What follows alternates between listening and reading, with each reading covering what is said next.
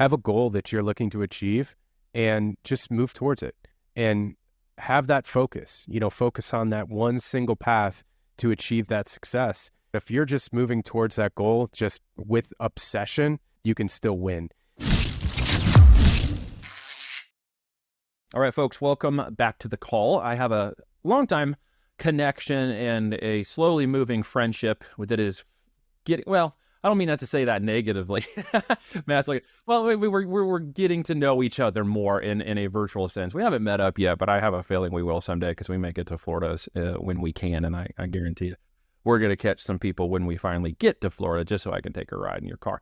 But I have a gentleman here. Yeah, I have a gentleman here that I've gotten to know and respect over time here because of who he is and who he knows and what he knows, most importantly, a very smart marketer, a good person, and a fast-growing friend. Matt, welcome to the call, bud. Yeah, thank you so much for having me here today. And yeah, if you fly into the airport, just be sure to pack light, and I'll pick you up from the airport. Not a lot of room in the Ferrari. Us, man. We have to get a van when we show up to anywhere. We got to get like a conversion van and like 15 people, and it's an entourage when we roll anywhere. Yeah, so packing light with 4 girls, nah, that doesn't happen. Yeah, heard that. So you are a proud father now. Congratulations. Thank you. You are on what, kid number 2 on your way to 14, or is it? I don't know.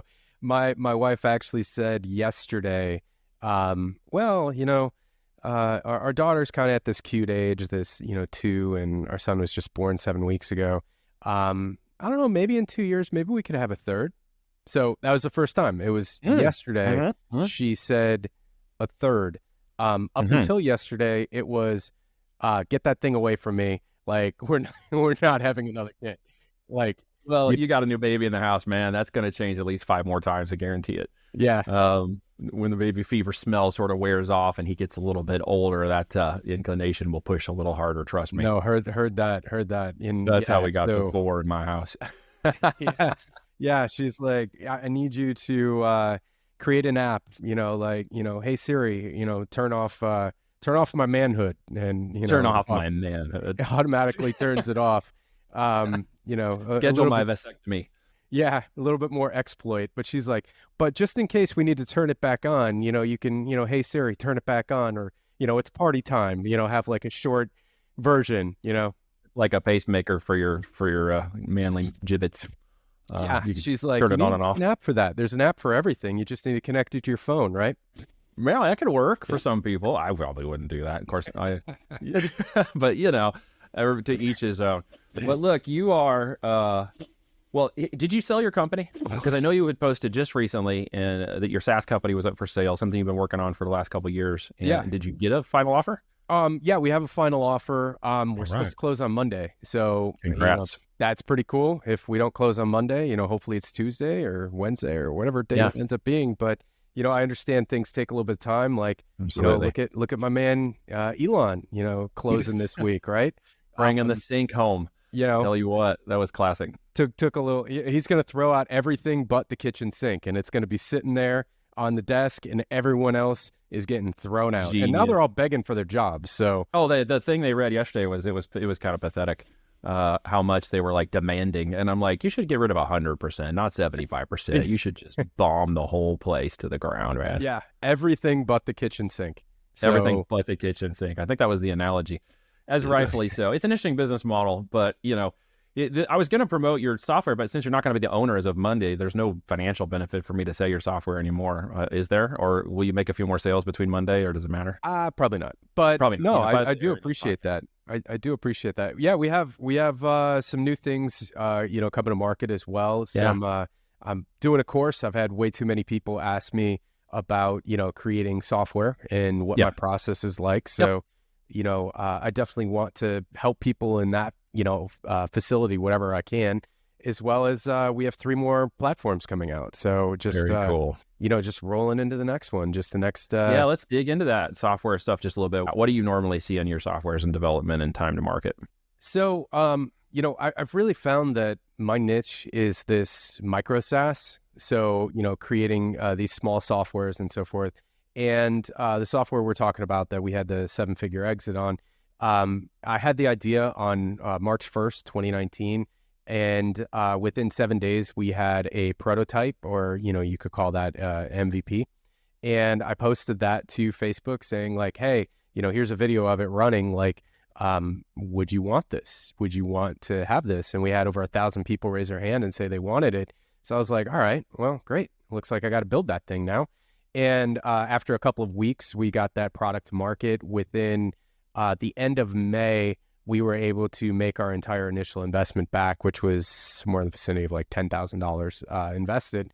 And we grew to a 7-figure app within 2 years, and then exited for 7 figures. So definitely, I like the micro SaaS space, and I like, just moving very quickly on the MVP, and, pivoting very quickly as well. That after investing $500,000 in building another app, and, it never even got to market. And yeah, so I'm like, all right, never doing that again. Well, it depends on who you're building for. Like, you're building for more mass market. I'm building for internal business systems just to my people. I won't mass. And so I'm going a little harder and deeper than you would. But the micro software SaaS thing is fascinating for anybody who might consider it. Yeah. Because of that speed to concept and market. It takes a lot of energy and effort to get that in place. And you wouldn't have had it in place had you not gone through the 500K development problem. Oh, yeah. I guarantee it, to get to Painful your space. But the software, I use it every day. Actually, it's really helped my engagement on Facebook. It's friend filtered. It's really kind of removed any people who are just not engaging and liking and only wanting to, coach coaches who coach coaches. So they come flying in with all this crap. Oh, yeah. And then they don't like or comment or do anything. They just hit my Facebook Messenger. And so I'm like, unfriend. Yeah. Yeah. They slide into your DMs 10 seconds after adding you as a friend, and, and audio message the crap out of me, which is ridiculous. Love it. Love the pitches. They're getting worse.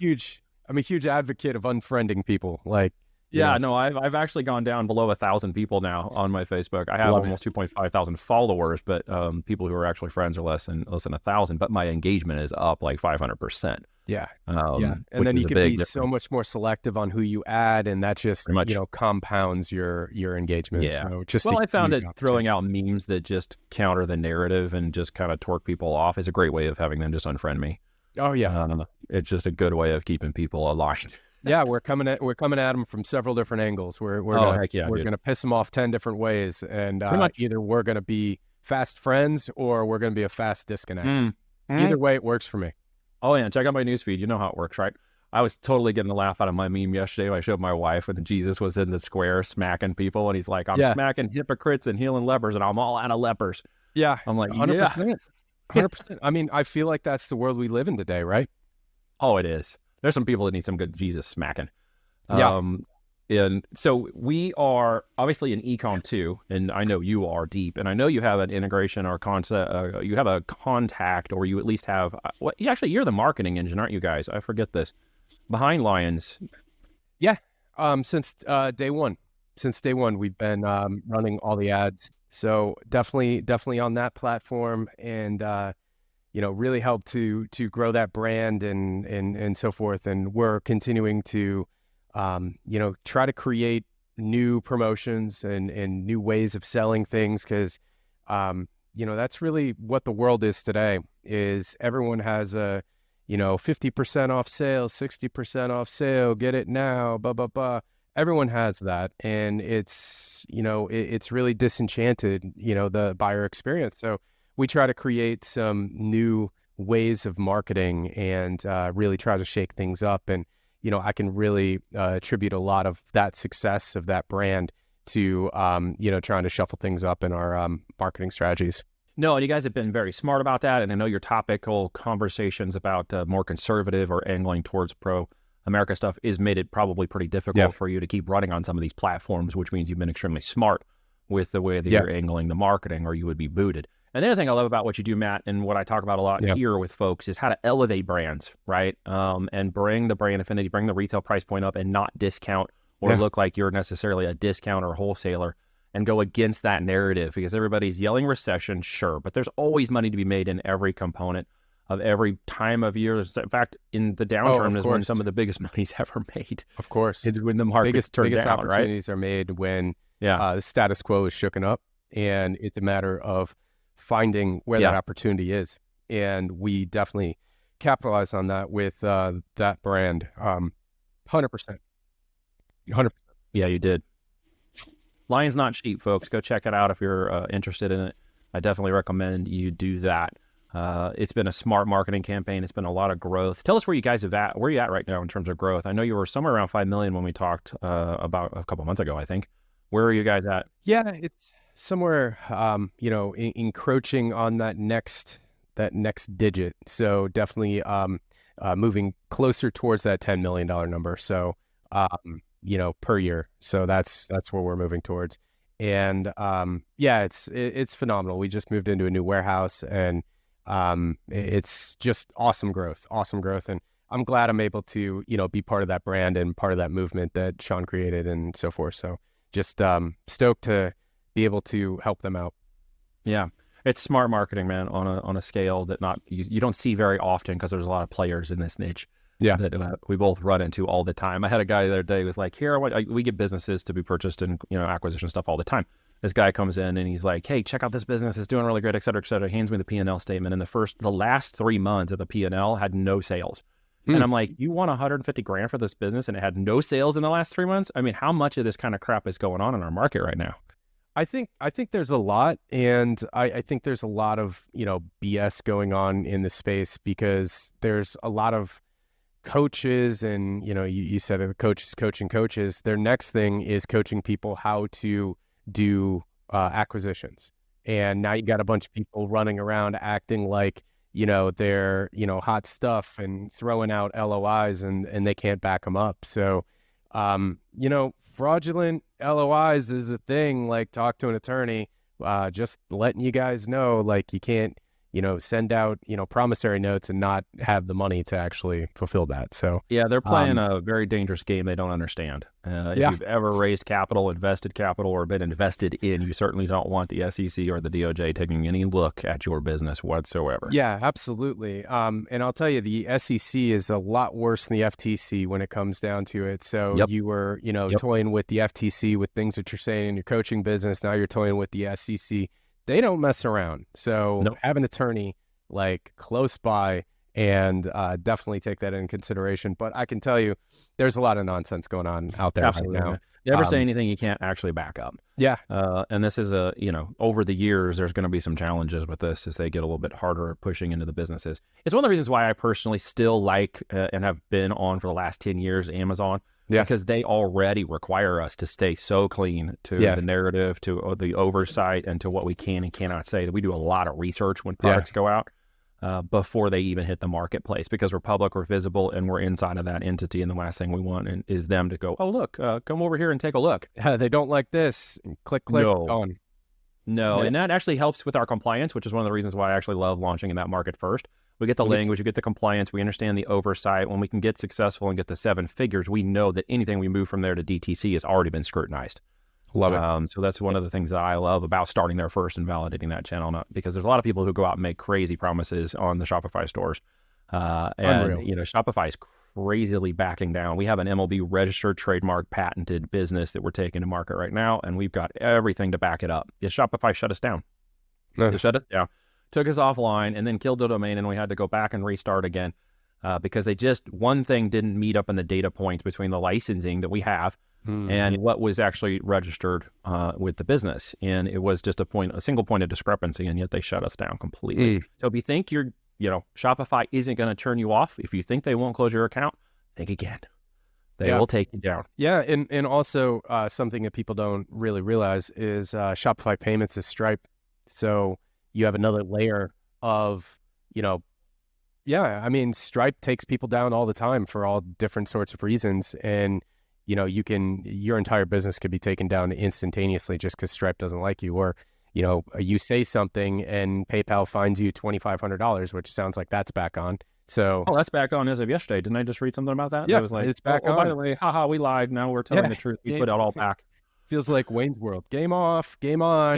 Game on. Yeah, exactly, dude. They're back, and I don't think anybody even knows. They snuck that back into the terms of use. And if you aren't paying attention, folks, they've updated the terms of service to say that if you post something online and you have a PayPal account and there's money sitting in it and they don't like what you said online, they will simply go in and swipe $2,500 from your PayPal account. And oh, by the way, if they attach your bank account to it or a credit card, I don't know where the line is. Where's the line, Matt?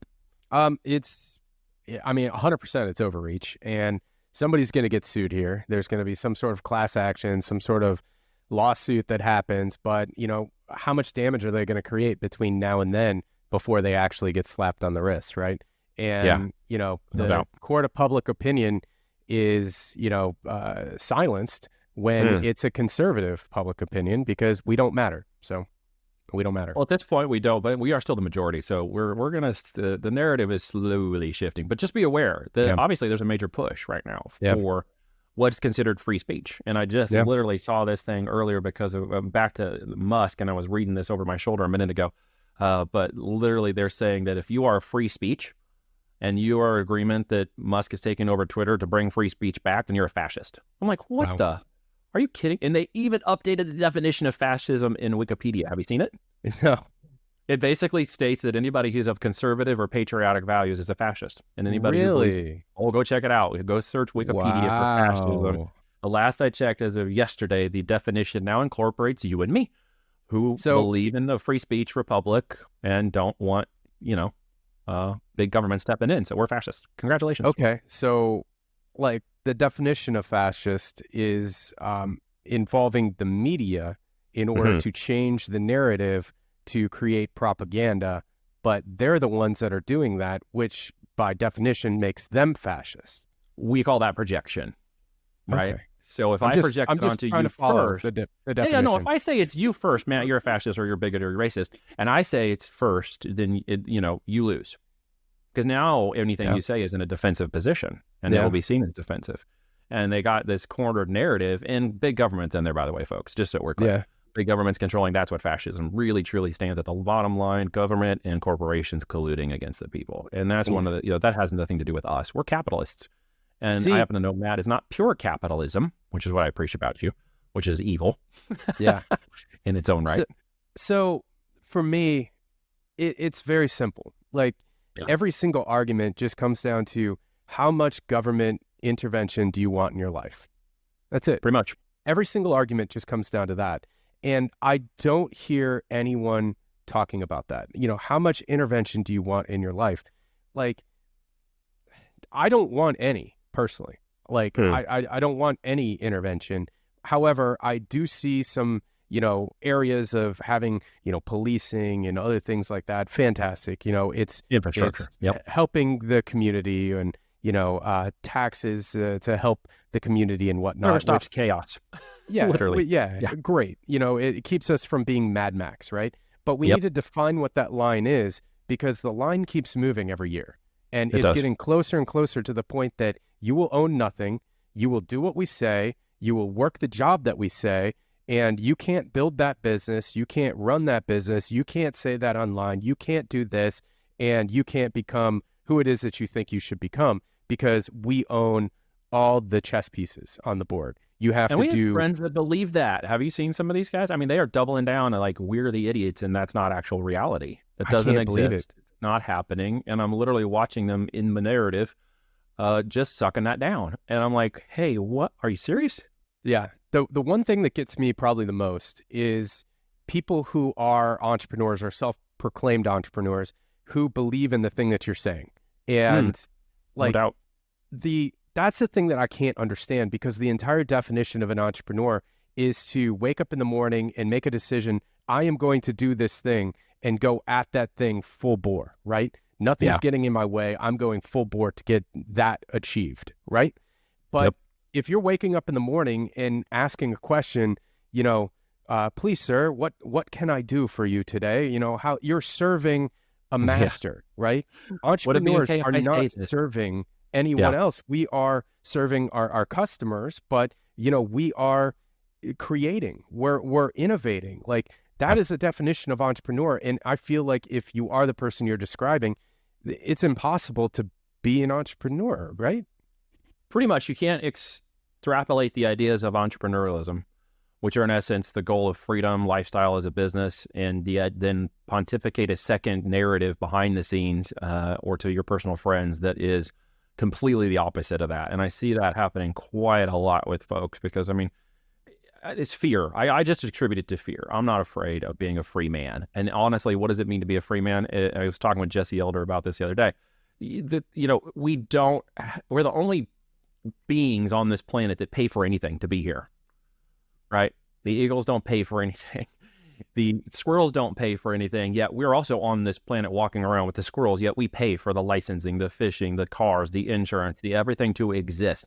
Are we really free? Are we really free men if we can't be on the planet without paying for something to exist? Do you think that home that you actually pay for and own on the land it's sitting on is actually free?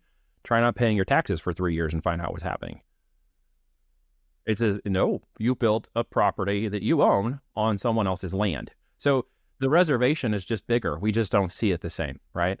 We don't see it for what it actually is. Yeah, exactly. Well, we just live in nicer cages. That's what it gets. But my cage is paid for. No, try not paying your taxes and find out who truly owns your cage. And that's not free men. But I see that changing. And these kind of conversations are happening. You just don't have the mass audience appeal or the media to get it out there. I mean, most of my posts for this podcast gets shadow banned through most of the social medias. I try to post it, nobody sees it. It's like, really? I'm not even talking about that dangerous stuff. I'm just having a conversation about business and abundance and the difference between, what is a servant and a free man. And yet I can't get the reach on it.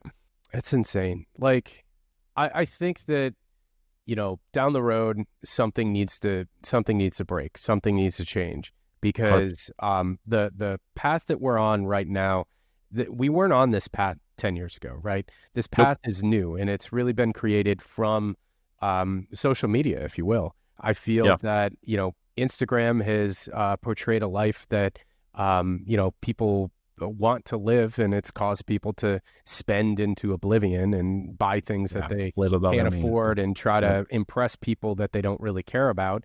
And, Twitter's turned into this, be the first one to break the news, right? And you don't even know what news you're breaking. You're just trying to, be the first to break something, and you're not even doing the research. So, I mean, the media goes out the window, and then the whole political aspect of the world, like that's, just a total, crap show. And, all these pieces are coming together to just turn into this melting pot of anger, and no one's talking anymore. No one's anger and stress and fear and judgment and cancellation and who's my real friend and who agrees with me on my healthcare decisions. I mean, it's literally created a diversity of battle lines that is affecting the entrepreneurial mindset. I see it all the time. I see it with people who want to get started. I see it with people who are working in it. I even see it with people who are successful, like us, having this conversation where we still battle the consequences of that thinking. And in actuality, we're both thinking in abundance, but we're being forced into scarcity, and we're being forced into a corner. And you know what happens when you put animals in a corner, right? We will fight. We will fight to get out. And another thing is health. And as you look at, what America has become in terms of our health, it's absolutely abysmal. And perhaps health ends up being, maybe that becomes the revolution. Maybe the next revolution is a health revolution, when all of these drugs that are being pushed on us, or, whatever shots people are getting in their arms, and whatever people are eating, and, the fast food and everything that is leading to this country to obesity, perhaps that's our next revolution, as in 30 years, all those people start dying off. And it's only the healthy people, the ones that, chose what to put in their body and made conscious decisions, health decisions. Maybe we will be the only ones left over. We're watching some incredible things happen. If you're willing to take the blinders off, if you can look at it in reality, as the Good to Great says, if you can pull that rock up and look at the squiggly, nasty things underneath it for what it actually is, some of this is going to be reality for those of us who are watching. Some of us are still listening to the narrative and don't think it's possible. I think the breaking point is the kids. And here's why I think it, because I watched this in Michigan the other day. There was a council meeting. I don't know if you saw that, for the local school board administration. Every walk of life was there. You had Christians and Muslims standing up against the local community, agreeing to take out CRT and other types of hypersexual things from the school board meeting, some of which they couldn't even read because it was obscene. And they were all together in that room. And it was just, you talk about diversity. I looked at this video like 3 times. And as I did that, I was just looking at the crowd. And I was looking at all the differences and all the people, but the unification was don't touch the children, leave them alone. And I'm thinking, wow, that is something very unifying. I will fight for your children. I would expect you to fight for mine, especially when it comes to pro-pedophilia or nasty agenda or hypersexualization of my children. Leave them alone. They're kids. Let them be kids. Stop talking about it. Stop putting it in the school system and stop pontificating on it all the time. Yet that is a major force. I have a thing on my Facebook you've probably seen. I'm up to like post 21, right? It looks like an ad for homeschooling. And the one I put out there yesterday was about a pro-pedophilia professor who's helping to start a daycare in the United Kingdom to push that movement to the children in the daycare. It feels unreal, but yet there it is. It's a reality. How far do we go, man? I think that's the precipice for me. I would say, it's really come down to, those who believe and those who believe the media, right? And those who believe That's true. right? Because either true. you believe in something or you exalt the media as your Lord and Savior, right?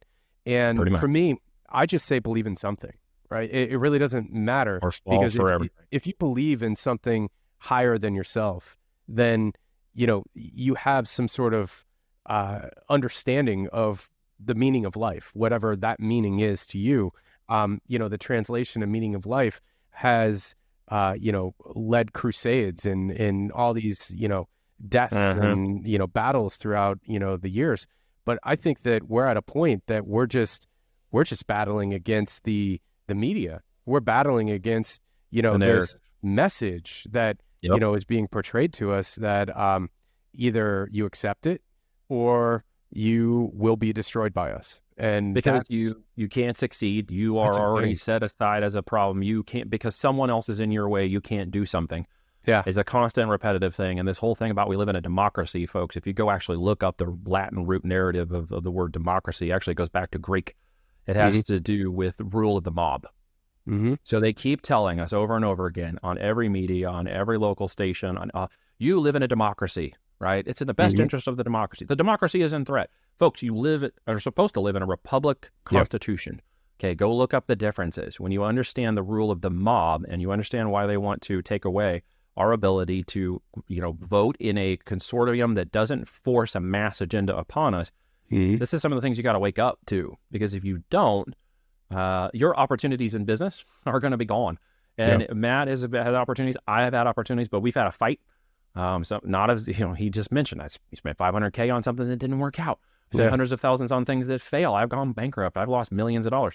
I have had major problems, but I've also had opportunities, and they are still there, right? They are still afforded to us. There's still a lot of opportunity. We just have to be very careful because there's a lot of sharks in the water right now, and it's very crazy where those sharks actually are coming from. Sometimes they're coming from your own house, which makes it even more difficult. Wow, that's so true. And it's today's world is scary, right?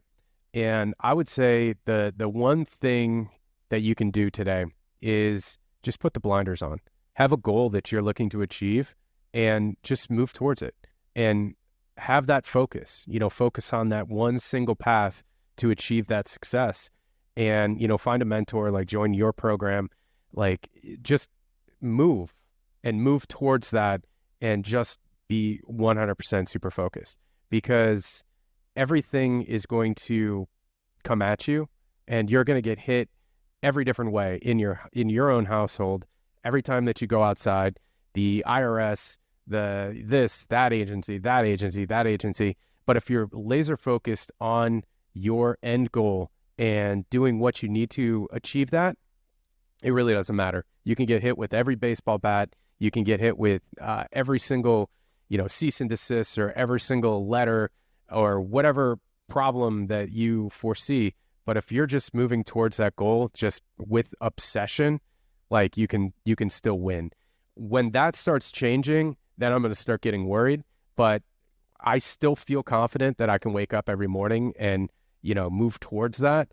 And as long as I can, nothing else really matters. And I'll just focus and move towards that and just do the best I can, right? Because I think that's all we can do. Because if we're trying to solve the world's problems, we're not necessarily going to do that. But I guess that's the best we can do, right? Yep. Well, we're in business for fun, people, and profit. And if you Yeah. can't figure those three things out about the business you're in or what you're doing or where you would put your blinders and focus, that's probably your first step, is to identify what you consider to be fun in business and life that you're willing to wake up every day and do, and you consider it to be good and fun and enjoyable, and the people around you lift you up, or doing the same thing, are creating this opportunity to have a conversation without threat, and you can have fun and do that business with them, and of course have profit. It's not a 4-letter word. It really literally isn't a 4-letter word. It is okay to have profit, but not at the advantage of other people. And this is what I love about having you on, Matt, is you are a true entrepreneur. You have multiple irons in the fire, and everything you're doing while gaining profit is still lifting others up. I've watched you do it, and you have done great in your business. And I'm just honored to have you on Thank you today to share that word with everybody. Thank you, man. Thank you so much.